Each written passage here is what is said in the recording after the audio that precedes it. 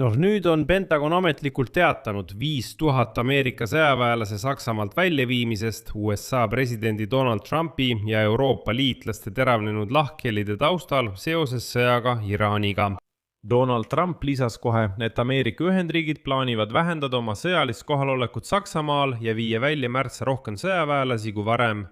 Mainitud 5000. USA kongressis on juba häirekeled löömas ja nõutakse selle otsuse ümbervaatamist, kuid Euroopa julgeoleku jaoks on veel ohtlikum, aga ei ole Ameerika sõdurite väljaviimine. On tekkinud suur oht, et Trump valmistab ette Ameerika kaugmaarelvade pataljoni paigutamise tühistamist. Teisisõnu, Trump tahab Saksamaalt välja viia Tomahawkid, mis oleksid suunatud Moskva poole. Need raketid pidid sinna paigutatama Saksamaal juba 2024 aastal vastusena Vladimir Putini ähvardustele ja taktikalise tuumarelva viimisele Valgevenesse. Sellise käsu andis siis Joe Biden ja just sel aastal pidid lõpuks Saksamaale ilmuma maismaalt tulistatavad Tomahawk raketid. Aga Donald Trump otsustas selle otsuse tühistada ja raketid Euroopast ära viia. Aga nagu te teate, ei ole Euroopa ise suutnud luua omaenda kaugmaa raketivägesid, et anda lööke Moskva pihta. Arutame nüüd kogu seda lugu koos. Minu nimi on Aleksei Petši, arutame seda teemat koos. Aga enne kui alustame, palun tellige see kanal, pange sellele videole like ja jätke oma kommentaar selle video alla. Lisaks tellige minu Telegrami kanal Petši News, link sellele on selle video kirjelduses. Seal avaldame operatiivseid uudiseid kohe, kui need saabuvad. Nii et räägime kõigest järjekorras. Pentagon teatas mitteametlikult 5000 Ameerika sõjaväelase Saksamaalt väljaviimisest. Otsus tehti vastuseks Saksamaa sobimatule ja kasutule retoorikale. Tahan märkida, et varem sel nädalal ütles Saksamaa kantsler Friedrich Merz, et iraanlased alandavad USA-d sõja lõpetamise läbirääkimistel. Ja ta avaldas arusaamatust selle üle, millist konfliktist väljumise strateegiat Washington järgib. Ja nüüd teatas Pentagon, et, tsitaat, president Trump reageerib õiglaselt nendele ebaproduktiivsetele märkustele. Selle otsuse raames viiakse praegu Saksamaal paiknev brigaadi lahingugrupp välja, mitte ümber paigutatakse, vaid just välja viiakse. Ja kaugmaa suurtükiväe division, mille Joe Bideni administratsioon plaanis sel aastal Saksamaale paigutada, ei saadeta Euroopasse. Ja see on väga murettekitav signaal, kuid see on alles esimene murettekitav signaal. Me tuleme selle juurde veel tagasi. Vägede väljaviimine võtab eeldatavasti aega 6–12 kuud. Praegu asub Saksamaa sõjaväebaasides umbes 35 000 Ameerika sõdurit, muide rohkem kui üheski teises Euroopa riigis. Pärast vähendamist jõuab nende arv tagasi umbes 2022 aasta tasemele enne Venemaa täiemahulist sissetungi Ukrainasse, mis ajendas USA vägede suurendamist Euroopas. Pentagoni ametnik selgitas seda otsust ka Trumpi administratsiooni sooviga muuta Euroopa peamiseks julgeoleku tagajaks mandril.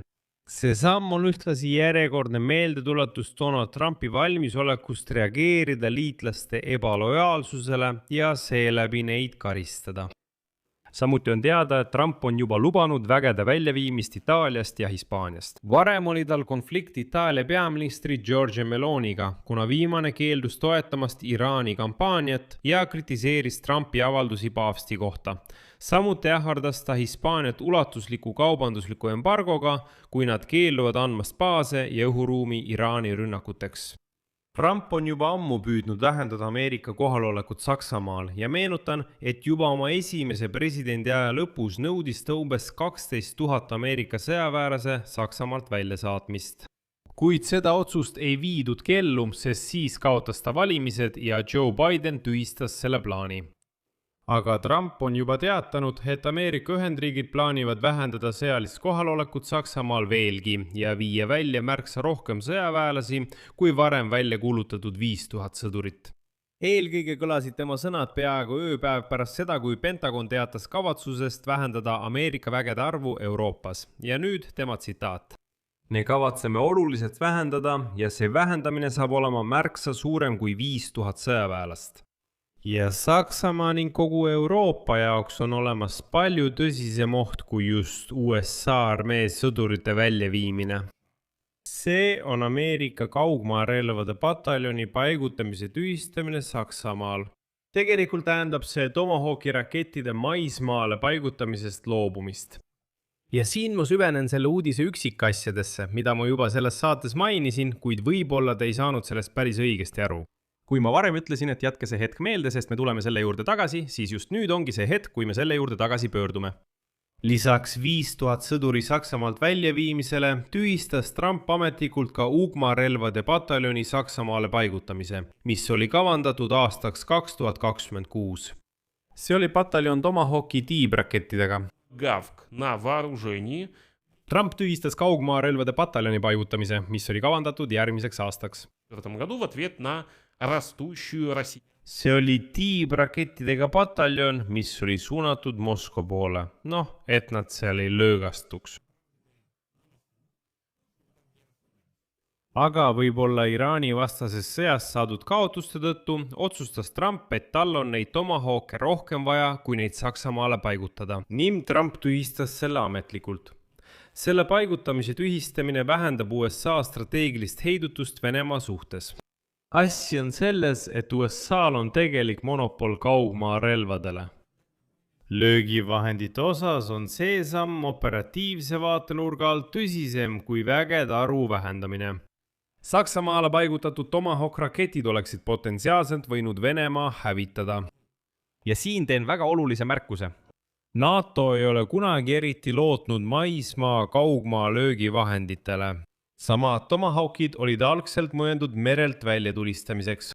Typhooni laskeseadmed Tomahawkide maismaalt väljatulistamiseks on pigem Tomahawkide kasutusvõimaluste laiendamine kui mingi põhimõtteliselt uus lahendus.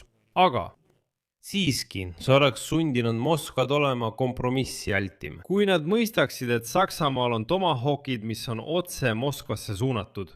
Samuti tuleb lisada, et NATO simuleerib õppuste raames pidevalt kaugmaa lööke merelt Venemaa piirialadele. Viimased sellised löögid harjutati õppuste Neptune Strike'i ajal Itaalia rannikul Vahemeres 2025 aasta novembris. Tõsi, Vahemeres Tomahawkidega Moskvani ei ulatu, erinevalt Saksamaa territooriumist. Just sellepärast andis Biden käsu paigutada need Tomahawk raketid just Saksamaale.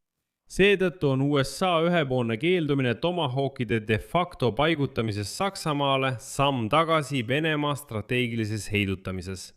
Eriti arvestades seda, et Venemaa Föderatsioon paigutas siiski oma Oreshnik raketi Valgevenesse ja siin alandab Trump Ameerika Ühendriike.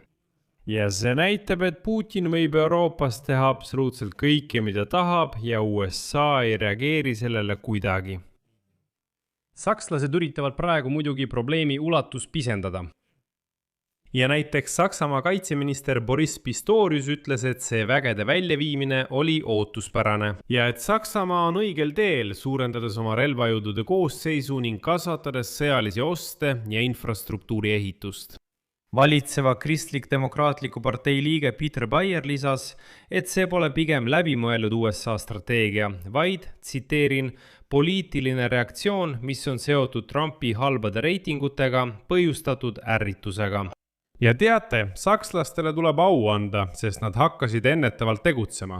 Saksamaa hakkas kohandama tsiviilinfrastruktuuri relvastatud konfliktis kasutamiseks. Eelkõige suunas Berliin täna peaaegu 1,5 miljardit eurot Põhjamere suurima Euroopa sadama moderniseerimiseks, mis asub Bremerhavenis ja on spetsialiseerunud autode veole. Kuid need peaaegu 1,5 miljardit eurot lähevad lõpuks laadimistokkide tugevdamiseks, et tagada sõjatehnika, sealhulgas 60 tonniste Leopard tankide transportimine tulevastele rindejoontele. Samal ajal hakkas Saksamaa moodustama ja transportima tankibrigaadi Leedus. Berliin kavatseb selle paigutamise tagada iga hinna eest 2027 aasta lõpuks ja Vilniuses tegutseb juba selle üksuse staap. Nii et Trump sisuliselt näitas kogu Euroopale, milline liitlane ta üldse on. Siin panen 3 punkti, kirjutage oma arvamusi ja järeldused selle saate all kommentaaridesse. Tellige kanal, vajutage kellukesele ja ärge unustage meeldinuppu vajutada. Lisaks, kui soovite toetada selle YouTube'i kanali tööd, saate seda teha mis tahes annetuse või tasulise sponsortellimuse kaudu, kasutades selle video kirjelduses olevaid linke ja andmeid. Olen tänulik igasuguse teie toetuse eest. Samuti võite kasutada oma ekraanidel olevat QR-koodi. See on kõige lihtsam ja mugavam viis YouTube'i kanali toetamiseks. Sellega on kõik. Hoolitsege enda eest, kõike head kõigile.